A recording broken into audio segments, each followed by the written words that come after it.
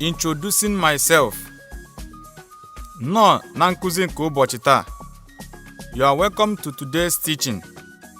In the previous lesson, we discussed exchange of pleasantries. That is basic communication patterns.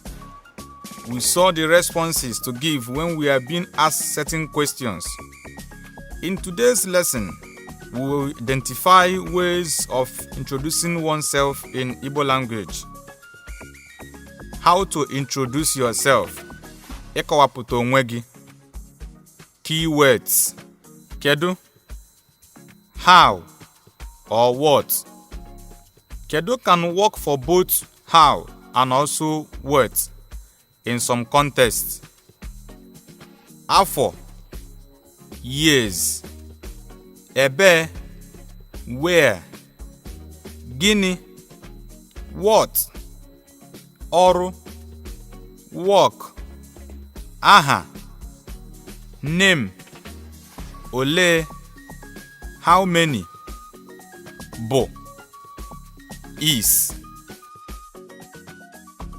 Some questions and introductory responses. Gịnị bụ aha gị? Kedu aha gị? What is your name?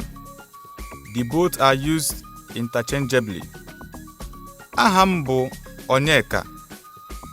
My name is Onyeka. Afọ ole ka ị dị? How old are you? Adị m afọ 26. I am 26 years old. Onye ebee ka ị bụ? Where are you from? Abụ m onye Owerri dị n'Imo State. I am from Owerri in Imo State. Kedu ebe ị bi? Where do you live? Ibi m na Lagos dị na Nigeria. I live in Lagos, Nigeria. Ibi m na Abuja dị na Nigeria. I live in Abuja, Nigeria. Ebee ka ị na-agụ akwụkwọ? What school do you attend?